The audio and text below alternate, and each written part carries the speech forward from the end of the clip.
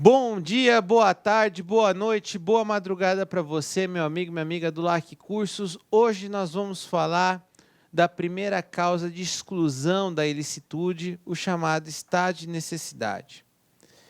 O conceito de estado de necessidade vem previsto no artigo 24 do Código Penal. É uma norma que traz a conceituação de estado de necessidade. E eu acho muito legal porque, de certa forma, facilita muito a compreensão.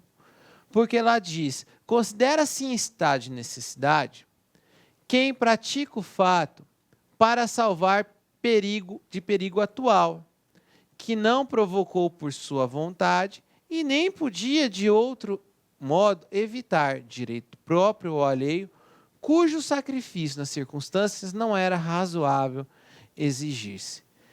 Aí você vai falar, nossa, que redação chata. Nós vamos traduzir essa redação para vocês. Vocês vão entender o que vem a ser o estado de necessidade. Mas o importante é terem em mente o conceito legal. Mas antes da gente adentrar a matéria, que já vai ter uma questão em seguida, eu quero chamar a atenção para o seguinte aspecto. Vou dar um exemplo de estado de necessidade. O exemplo clássico de um estado de necessidade é com relação ao barco que está afundando. E existe um colete salva-vidas e duas pessoas brigando por um único colete salva-vidas. Aí a pessoa mata a outra para poder ficar com o colete salva-vidas. Eu falo que o estado de necessidade, você não vai verificar a moralidade ou não. Poderia ser mulher e homem, poderia ser um homem e uma criança, mas eles estão num intuito só, de salvar a vida. Professor, mas que maldade o senhor falar isso. Não. Se você se enquadrar numa situação e no conceito, você não criou o perigo, e você está tentando salvar a sua própria vida, um direito seu, o seu direito... mas do ponto de vista da moral, ele deveria dar o colete para a mulher, do ponto de vista da moral, ele deveria dar o colete para a criança. Não, não é assim. Do ponto de vista do direito penal, se ele não é nenhum funcionário público, um bombeiro ou capitão, alguma coisa, ele pode sim, para salvaguardar sim, de perigo a vida dele, ele pode sim alegar o estado de necessidade. Quem gosta da série Walking Dead, eu parei acho que só na segunda temporada, ainda tem muito para assistir. Mas no Walking Dead tem uma cena muito interessante, que dois sobreviventes vão até uma escola para achar medicamentos para uma criança que tinha recebido um disparo de arma de fogo. E lá eles conseguem o medicamento, só que os zumbis começam a correr em direção a eles. E aí o rapaz estava com a perna machucada, ele ia ser comido pelos zumbis. E ele só tinha uma munição em seu revólver. E ele utiliza aquela munição para matar o seu companheiro. Matando o seu companheiro, os zumbis foram e comeram o companheiro, e o que permitiu que ele pudesse sobreviver e pudesse seguir em frente. Poxa, professor, mas é terrível, isso é imoral. Isso não, ele praticou o ato dessa necessidade. Por quê? Para salvar de perigo atual, que não provocou por sua vontade e nem podia de outro modo evitar. Era direito próprio, cujo sacrifício era a única forma que ele poderia fazer para sobreviver. Então, é importante a gente ter isso em mente, ok? Prova de investigador da Polícia Civil de São Paulo. Aquele que pratica o fato para salvar de perigo atual, que não provocou por sua vontade e nem podia de outro modo evitar direito próprio ou alheio, cujo sacrifício nas circunstâncias não era razoável exigir-se. Então ele dá o conceito do quê? De estado de necessidade. Então aqui ele comete crime? Não, ele não comete crime. Ele não comete crime porque age amparado no estrito cumprimento do dever legal? Também não. Comete crime amparado na excludente punibilidade? Não. Não comete crime, pois age amparado pelo estado de necessidade. É isso. O estado de necessidade faz com que o fato não seja considerado crime. Então, a resposta é a letra D. Então, esse conceito do estado de necessidade sempre vai haver um conflito. As duas pessoas estão certas. É um conflito que envolve duas pessoas, que envolve dois direitos, e ambos estão certos. Mas um vai ter que se sobrepor sobre o outro. Óbvio que o sacrifício tem que ser proporcional. Não pode haver um sacrifício desproporcional. Você não pode prevalecer o seu direito e o seu direito ser muito inferior ao direito que está sendo sacrificado. Não é isso. Nós estamos falando de um sacrifício para a preservação de um direito em detrimento de outro. Trata-se de um direito, uma faculdade do agente. Você pode ou não fazer uso do estado de necessidade. Se você estiver amparado e você quiser fazer uso disso, você pode muito bem fazer uso desse estado de necessidade. Vamos falar das teorias. A letrinha está pequena, eu sei, peço desculpas para vocês, mas eu sei que vocês têm um material aí. E eu sei também que no material vocês podem imprimir ele e acompanhar. Então, eu só peço desculpa porque eu tinha que fazer esse quadro para vocês, para que a gente pudesse fazer a diferenciação. Vamos lá. Teoria unitária. Segundo a teoria unitária, o bem jurídico, seja de igual ou de valor inferior ao bem jurídico preservado, estaria em estado de necessidade. Ou seja, se o conflito de bens for entre bens jurídicos de valores, o que está sendo preservado é de valor, vamos dizer assim, mais importante do que o que está sendo em detrimento, ou havendo razoabilidade, nós estaríamos falando do estado de necessidade. Segunda teoria, a teoria diferenciadora. Para falar assim, estado de necessidade justificante, é somente os bens de maior importância. Por exemplo, a vida em detrimento da integridade física. Então, não há de se falar, por exemplo, que preserva-se a integridade física em detrimento da vida. Não. Aqui sempre só pode se falar em estado de necessidade se vai preservar o bem jurídico mais importante. Estado de necessidade desculpante é quando o sujeito protege um bem jurídico inferior, mas ele diz, olha, eu agi porque qualquer um agiria da mesma forma. Professor, dê um exemplo. Tá, eu vou usar um exculpante. Você vai e de certa forma, você causa uma lesão na pessoa para salvar seu cachorro. A pessoa está lá agredindo o seu cachorro, você vai lá, causa lesão nessa pessoa para você proteger um patrimônio que é o seu cachorro. Então, nós estamos em estado de necessidade. Qual é o estado de necessidade? O cachorro poderia dar uma legítima defesa ao patrimônio. Então, vamos pegar uma outra situação melhor. Você vai ver que o seu cachorro, você está passeando com o seu cachorro, e você vê que ele está prestes a ser atropelado.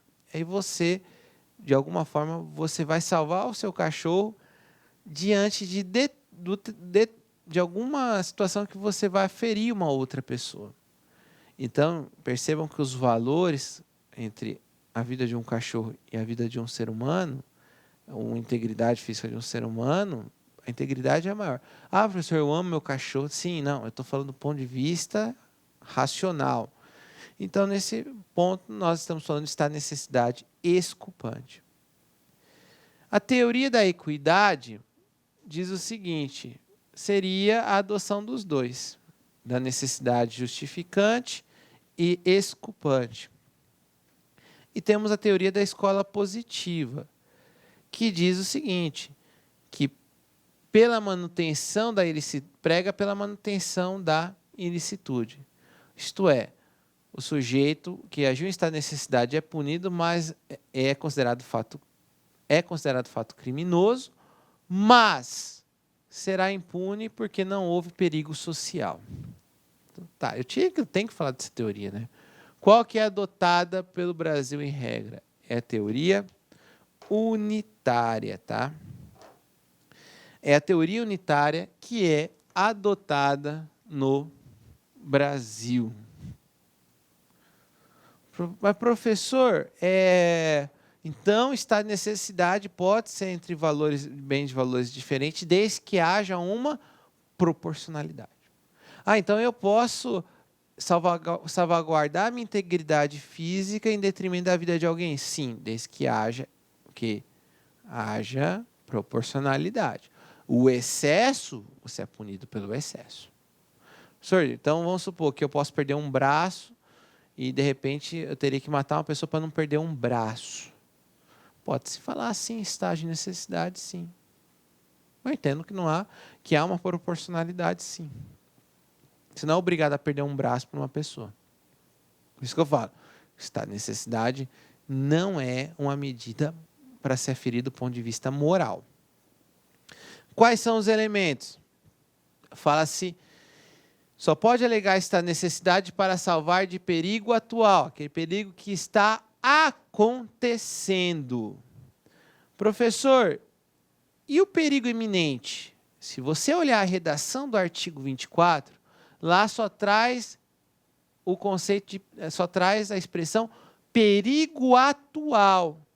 Não traz a expressão perigo iminente. Não traz essa expressão. Aí você vai falar assim, poxa, professor, não traz a expressão perigo iminente? Não, não traz a expressão perigo iminente. Apesar de não trazer a expressão perigo iminente, a doutrina majoritária diz que se você estiver em perigo iminente, ou seja, está prestes a acontecer, você pode sim alegar estado de necessidade. Perigo não provocado voluntariamente pelo agente. Isto é, você não pode alegar estado de necessidade se você provocar o perigo. Exemplo, você está num cinema, você bota fogo no cinema e aí você quer alegar estado de necessidade para salvar sua própria vida. Não. Quem provoca o perigo não pode alegar o estado de necessidade. Existe uma questão doutrinária, uma divergência com relação a quem provocar o perigo culposamente. Porque dolosamente, tranquilo, eu vou lá, dolosamente provoco um incêndio, ou eu provoco uma situação em que, que eu me vejo na necessidade de me sobrepor sobre alguém. Se eu provoquei o perigo dolosamente, eu não posso alegar esta necessidade. Agora, contudo, todavia, se eu alegar, vamos lá, e se eu provocar o perigo culposamente? Estou dentro do cinema, fumando um cigarro, tal, não pode, a lanterninha vem, eu jogo bem rápido. O cigarro ele começa a pegar fogo, e aí eu começo a bater nas pessoas para eu sair primeiro no cinema. Eu posso alegar o estado de necessidade? Então, aí é uma discussão, aí eu digo para vocês que está pendendo para o lado de não poder alegar o estado de necessidade. C.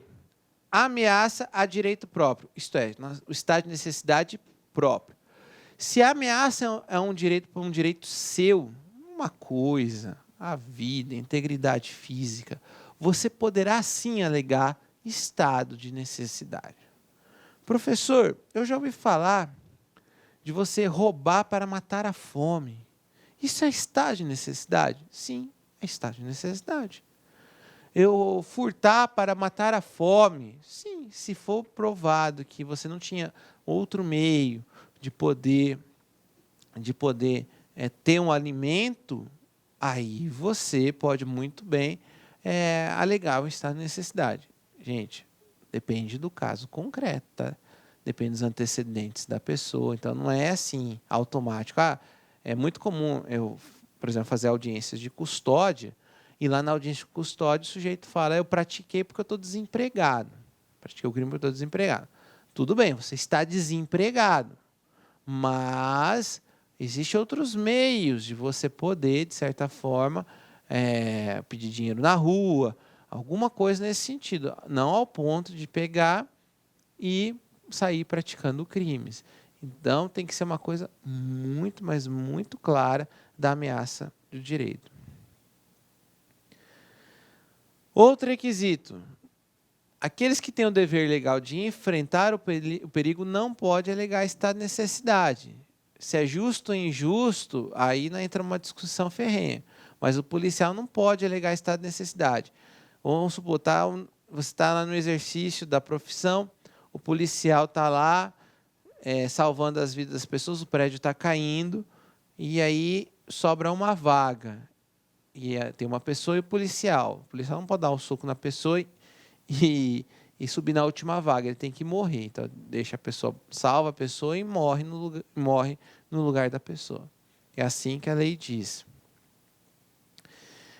Trata-se de inevitabilidade do perigo de outro modo, ou seja, não tem como você evitar, você tem que fazer dessa forma. O estado de necessidade faz com que você cometa o fato típico, porque não tem como você evitar, é o único caminho e tem que haver proporcionalidade. Professor, e se houver desproporcionalidade? Você responde pelo excesso. Dependendo do caso, você responde pela pena do crime, mas com uma diminuição de pena. Quais são as espécies de estado de necessidade? Nós temos o estado de necessidade justificante, isto é, o bem sacrificado é de valor igual ou inferior ao preservado. É o estado de necessidade normal. E existe o estado de necessidade desculpante, cujo o bem sacrificado é de valor superior, ou seja, você direciona a sua conduta em um bem aonde você vai sacrificar. Então, vamos imaginar, você vai salvar o seu patrimônio em detrimento da vida de alguém. Nessa situação, a gente fala assim, estado de necessidade desculpante. Aqui pode se afastar a culpabilidade. Percebam, não vai configurar o estado de necessidade do artigo 24, mas pode configurar a excludente da ilicitude, que é a inexigibilidade de conduta diversa. O estado de necessidade pode ser próprio, ou seja, você alegar estado de necessidade para salvar patrimônio, bem seu, enfim, direito seu, ou de terceiro. A doutrina fala que para você agir em estado de necessidade de terceiro, para um terceiro intervir numa situação, só quando houver vida em jogo, quando houver aí uma disputa de vida, você vai intervir sempre no estado de necessidade de alguém para preservar a vida de alguém. O estado de necessidade agressivo é aquele em que a pessoa, o agente para preservar o bem jurídico, ele vai contra o bem jurídico de inocente. Então vamos imaginar a seguinte situação. Você necessariamente tem que, para salvaguardar uma determinada... Vamos imaginar que você está num... Pegar um exemplo vamos pegar um exemplo do barco. Então, vamos pegar o exemplo do barco.